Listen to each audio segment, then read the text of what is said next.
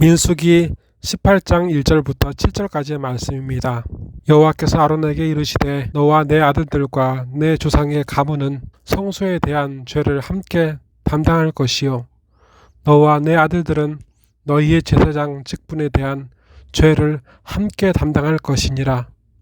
너는 내 형제 레위 지파 곧 내 조상의 지파를 데려다가 너와 함께 있게 하여 너와 내 아들들이 증거의 장막 앞에 있을 때 그들이 너를 돕게 하라.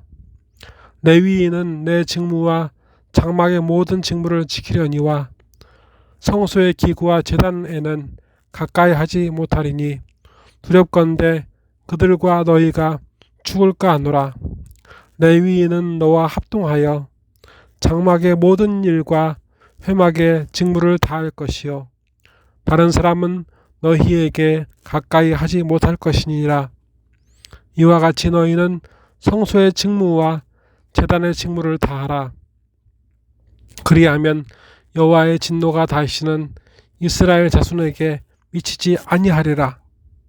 보라, 내가 이스라엘 자손 중에서 너희의 형제 레위인을 택하여 내게 돌리고 너희에게 선물로 주어 회막의 일을 하게 하였나니 너와 내 아들들은 제단과 휘장 안의 모든 일에 대하여 제사장의 직분을 지켜 섬기라.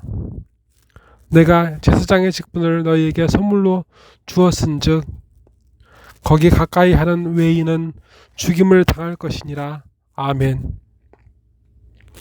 하나님 아버지, 사랑하는 성도들이 하나 되어 예배를 드리오니 연락하여 주옵시고 십자가의 도를 기억하여 주님이 걸어가신 그 길을 따라가는 여정이 되게 하여 주시옵소서. 성삼위 하나님과 성도들이 예배를 통해서 교제하는 이 시간, 하나님께서는 영광이요 저희에게는 하늘의 평강이 임하는 천국 잔치가 되게 하여 주옵소서.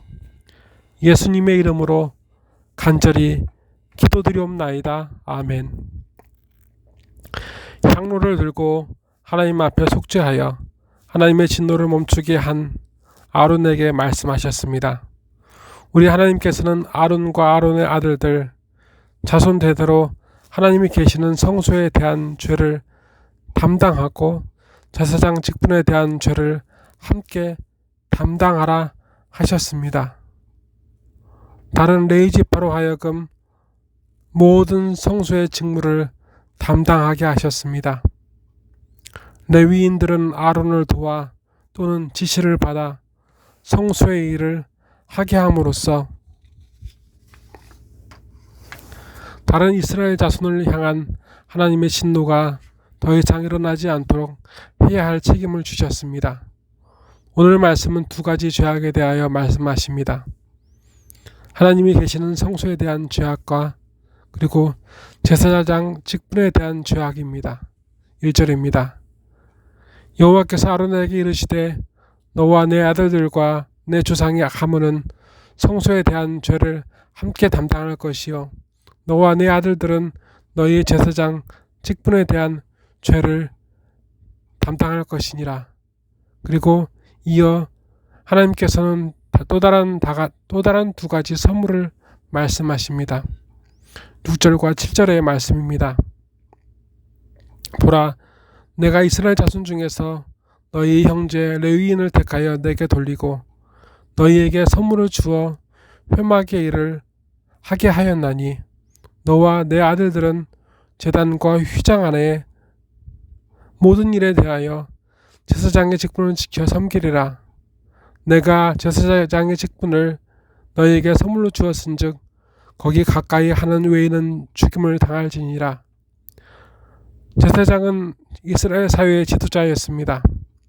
왕이 없었던 시절 모든 유대인들은 선지자를 비롯하여 제사장을 주목했습니다. 제사장은 옳고 그름을 판단할 수 있는, 그렇게 분별할 수 있는 민족의 지도자였습니다. 그리고 모든 이스라엘 자손의 구심점은 항상 하나님의 임재하심이 약속되어 있는 성소였고 성전이었습니다. 이스라엘 민족이 병들었을 때 그들은 제사장에게 가서 병을 진단받았습니다. 이스라엘 민족이 괴로울 때 그들은 기도했고 제사장을 통한 하나님의 말씀에 위로를 받았습니다. 그리고 이스라엘 민족이 죄를 범하여 절망할 때 그들은 죄사함을 받기 위하여 제사장을 찾았습니다. 모든 사람들의 죄악의 대속을 위하여 제사장은 헌신해야 했습니다. 제사장은 속죄해야 한다고 그것이 아론과 그 후손들을 향한 하나님의 부르심입니다. 죄를 담당하는 것 자체가 매일 죄인을 향한 하나님의 진노 앞에 서야 하는 것이고 하나님의 사함을 그 어느 때보다 시급히 받아야 할 죄인들 앞에 서야 하는 것입니다. 그 자리가 바로 아론과 그 후손들이 지켜야 할 곳이었습니다. 아무리 레위인이 있어도 그 자리엔 제사장만 설 수 있었습니다. 오늘날 우리는 매일 죄인을 향한 하나님의 진노 앞에 계시고 하나님의 죄사함의 은혜를 절망하는 이 세상 모든 사람들의 죄인 그 앞에 서신 예수님을 바라봐야 합니다. 예수님은 환영하는 이 없는 이 땅에 나셔서 구유 위에 누이셨습니다. 헤롯은 예수님을 죽이기 위해 베들레헴의 군사들을 풀어 많은 아기들을 죽였습니다. 예수님의 말씀보다 예수님의 기적을 환호하는 그들을 즐겁게 하고 그들을 환호하게 할 기적 외에 하나님 나라와 회개의 말씀은 필요 없었습니다.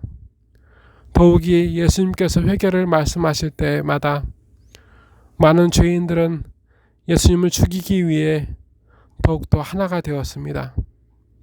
그 예수님은 침뱉음을 당하시고 조롱당하시고 채찍을 맞으셨습니다. 그 예수님은 마침내 골고다의 처형장에서 모든 죄악을 지신 그 십자가 위에서 죽으셨습니다. 죄인을 향한 하나님의 저주를 그 진노를 막을 수 있는 분은 예수님 뿐이십니다. 그들이 알기에 그들은 속죄 대속의 예수님은 필요 없었습니다. 그들이 죄가 없어서가 아닙니다. 그들을 향한 하나님의 진노가 없어서도 아닙니다. 그들은 죄의 사함을 받아야 살 수 있는 하나님의 백성임을 스스로 믿지 않았기 때문입니다.